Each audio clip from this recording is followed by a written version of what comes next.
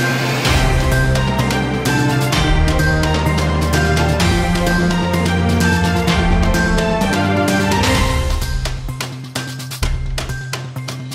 సంస్కృతి భారతీయ సంస్కృతి గురించి బాగా గొప్పలు మాట్లాడే బీజేపీ నాయకులు మాజీ పార్లమెంటు సభ్యులు ఢిల్లీ ఎన్నికల్లో పోటీ చేసిన రమేష్ బిధూరి పార్లమెంటు సభ్యురాలు ప్రియాంక గాంధీ పైన అనుచిత వ్యాఖ్యలు చేస్తూ మాట్లాడిన మాటలను భారతదేశంలో స్త్రీలపైన గౌరవం ఉన్న ప్రతి ఒక్కరూ ఖండించాలని తెలంగాణ డిప్యూటీ సీఎం మల్లు భట్టి విక్రమార్క పిలుపునిచ్చారు.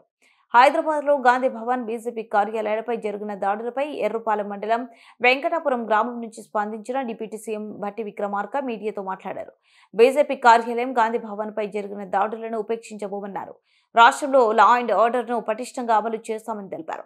కొంతమంది బీజేపీ నాయకులు దాడి గురించి వాస్తవాలు తెలుసుకోకుండా మాట్లాడుతున్నారు. ముందుగా మీ పార్టీ నాయకులకు బుద్ధి చెప్పండి, సంస్కృతి సంస్కారం నేర్పండి హితవు పలికారు. ప్రియాంక గాంధీ పట్ల చేసిన అనుచిత వ్యాఖ్యలపై బీజేపీ కేంద్ర నాయకత్వం దేశానికి క్షమాపణ చెప్పాలని డిప్యూటీ సీఎం స్పష్టం చేశారు.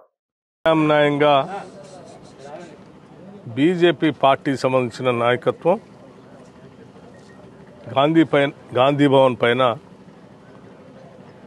దాడి చేయడానికి దాడులు చేస్తున్నటువంటి ప్రక్రియ వాళ్ళందరూ ఖండిస్తున్నటువంటి వార్తలు నేను ఈరోజు ఖమ్మంలో మదిర నియోజకవర్గంలో ఎరుపాలెం మండలంలో కార్యక్రమంలో ఉన్నప్పుడు ఇప్పుడే నా దృష్టికి వచ్చింది. దురదృష్టం ఏంటంటే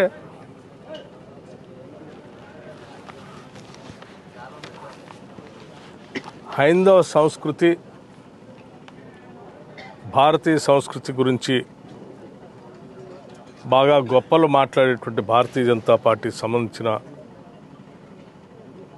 నాయకుడు మాజీ పార్లమెంటు సభ్యుడు అనుకుంటాను రమేష్ బిధూరి ఢిల్లీ ఎన్నికల్లో భారతీయ జనతా పార్టీ తరఫున పోటీ చేస్తూ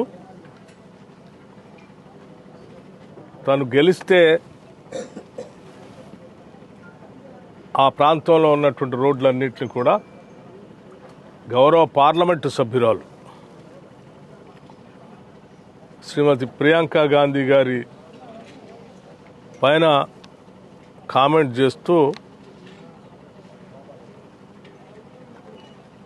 వారు మాట్లాడినటువంటి మాటలు సరే నాకు ఆ మాటలు చెప్పడానికి ఇబ్బందిగా ఉంది.